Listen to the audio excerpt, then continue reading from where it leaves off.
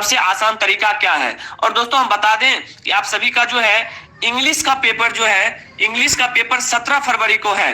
और आप लोगों को पता होना चाहिए कि फाइनल एग्जाम 17 फरवरी को इंग्लिश का पेपर है। और उसमें जो है आपको इंग्लिश के पेपर में 2 पैसेज दिया रहेगा और प्रत्येक पैसेज 7 नंबर का है, यानी ओवरऑल 14 नंबर। यानी कि इस बार अगर पैसेज से 14 नंबर लेना चाहते हैं तो मेरे साथ जुड़ जाइए, क्योंकि आज के इस वीडियो में हम बताएंगे कि पैसेज कैसे लिखा जाता है, कितना आसान तरीका है बनाने का। आज उम्मीद करेंगे कि अगर देख लेते हैं वीडियो, फिर जिंदगी में कभी देखने का मौका नहीं मिलेगा। ठीक है, तो ये सारा जो पैसेज है ना, देखिए आपके सामने दिया गया है।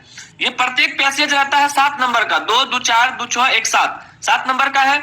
और इसमें देखिए टोटल 4 क्वेश्चन दिया रहेगा। हर साल के भांति इस साल भी 17 फरवरी को 2 पैसेज आएगा, यानी कि 4 पैसेज रहेगा। उसमें से केवल 2 ही पैसेज आप लोगों को बनाना है। ठीक है, तो सबसे देखिए पहला ट्रिक हमारा क्या है। और हम बता दें दोस्तों कि अगर अंग्रेजी आपका कमजोर है और आप लोग डर रहे हैं कि इंग्लिश में हम कैसे पास करें, तो काफी आसान है। इंग्लिश में पास करना काफी आसान है। देखिए ये सारा क्वेश्चन आपको फ्री में मिलता है। ये सारा चीज का जो है क्वेश्चन का आंसर ऊपर दिया गया है।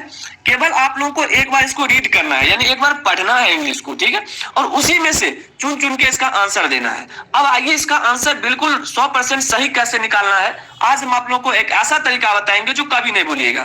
पहला हमारा है, देखिए ऊपर दिया गया है कि read the following passage carefully and answer the question that follow, यानी कि आपको इसको एक बार रीड करना है। ठीक है, चलिए सबसे पहले ऊपर करते हैं।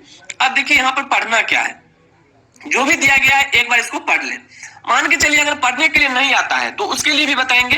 अगर जिनको पढ़ने के लिए आता है वो पढ़ लीजिएगा। I like to collect stamp of various countries, this is my hobby, I have been doing it since my school days, my friend sent me stamps and some I like out from he 11th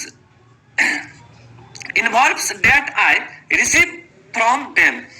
When new stamps are recent I go and buy them from the general post office. I arrange the stamp in 3 books according to the country and the denomination. All stamps are precious to term of stamp collection is philately. अब देखिए आपने इसको पूरा पढ़ लिया। चलिए मान के चलते हैं कि पढ़ने के लिए भी नहीं आता है, फिर भी आपको यहाँ से 14 नंबर लेना है। देखिए कितना आसान है। चलिए क्वेश्चन की ओर चलते हैं। पहला क्वेश्चन है what is the writer hobby. जैसे ही आया कि राइटर के हॉबी कौन है, तो ऊपर में देखिए फर्स्ट नंबर में क्या है, I like to collect stamp of various countries. इनका जो राइट आंसर होगा ये हो जाएगा। ठीक है, अब देखिए यहाँ पर जो भी चीज यहाँ पर दिया गया है सारा चीज क्लियर है, यानी कि हॉबी के राइटर कौन है, collect stamp. What is the writer hobby नहीं, यानी कि हॉबी के लेखक कौन है। तो आपको यहाँ पर जवाब देना है कि राइटर्स जो है hobby is to collect, hobby is to collect, यहां से लिखना। आई लाइक मतलब वही हो गया इनके राइटर का नाम, to collect stamp of various countries, यानी कि पहला का आंसर आपको यहां से यहां तक लिख देना है। आपका 1 नंबर यहां से कंप्लीट हो गया। ठीक है, फिर देखिए दूसरा क्वेश्चन क्या है, पहला कंप्लीट हो गया। दूसरा बोला है कि how does he collect the stamps, यानी कि स्टाम्प्स को कलेक्ट किसने किया। तो देखिए यहां पर जो लिखा है कि माय फ्रेंड्स सेंड, देखिए यहां पर इसमें कॉमन क्या है, स्टाम्प्स। अब देखिए स्टाम्प्स जो है ऊपर में कहां पर लिखा है, ठीक है, तो आपको ऊपर से लिखना है my friends send me stamps and some I take out from he involves that I receive from them, यानी कि अगर आप यहां से यहां तक लिखते हैं तो आपको कंप्लीट 2 नंबर मिलेगा, क्योंकि इसमें देखिए स्टाम्प्स के बारे में चर्चा किया गया है, तो ऊपर में देख के लिख देना है। ठीक है, दूसरा कंप्लीट हो गया।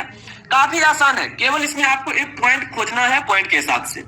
अगला है कि how does he arrange the stamps. देखिए कि यहाँ पर कॉमन क्या है, अरेंज। अब देखिए अरेंज कहाँ लिखा हुआ है, तो अरेंज जब हम आगे बढ़ेंगे तो अरेंज यहाँ पर लिखा है, तो इसका राइट आंसर क्या होगा, I arrange the stamps in 3 books according to the country and the denomination. ठीक है, आपको यहां तक लिखना है I arrange the stamps in 3 books according to the country and the denominations. ठीक है, कंप्लीट आप यहां से यहां तक लिख देते हैं। आपका तीसरा का भी राइट आंसर मिल गया। और दोस्तों हम बता दें, एग्जामिनर के पास उतना समय नहीं रहता है कि एक एक क्वेश्चन को देखकर और रीड करके पढ़ के उसका आंसर दे। आपने सही ढंग से लिखा है तो बिल्कुल आंसर मिलेगा। केवल ऊपर वाला जो यहाँ पर दिया गया है इसमें से केवल आपको लिखना है, ठीक है। देखिए अगला है what is the philately, what is the philately, तो इसका देखिए आंसर, इसमें कॉमन क्या है, फिलेटली। तो अब इसमें आपको खोजना है कि ये जो शब्द लिखा है फिलेटली, ये कहाँ लिखा है, यहाँ पर। तो इसका राइट आंसर क्या होगा, the term of stamps collection is philately, ठीक है, फिलेटली, फिलेटली, ठीक है। अगर आप यहाँ से यहाँ तक लिख देते हैं तो आपको 2 नंबर यहाँ से मिल जाएगा, ठीक है। आपने कहाँ से कहाँ तक लिखा, यहाँ से लेकर यहाँ तक। इस तरह से आपको क्या करना है कि पैसेज को लिखना है, और उम्मीद करेंगे कि ये पैसेज इतना आसान हो गया होगा आज कि आप लोग जिंदगी में कभी नहीं भूलिएगा। काफी आसान होता है पैसेज। यहाँ से आपको 7 नंबर मिलेगा। इसी तरह से आपको नीचे दिया रहता है, ठीक है। इसी तरह से आपको एक और रहेगा, नीचे दिया रहेगा, ठीक है। देखिए दूसरा पैसेज दिया गया है, और इसी तरह से आपको क्या करना है, रीड करना है। पहला काम क्या था, इसको एक बार पढ़ लीजिए, अगर पढ़ने के लिए आता है तब। नहीं पढ़ने के लिए आता है तो इसमें जो है केवल एक पॉइंट देखिए और ऊपर में वही चीज खोजना है और उसी के अनुसार लिखना है।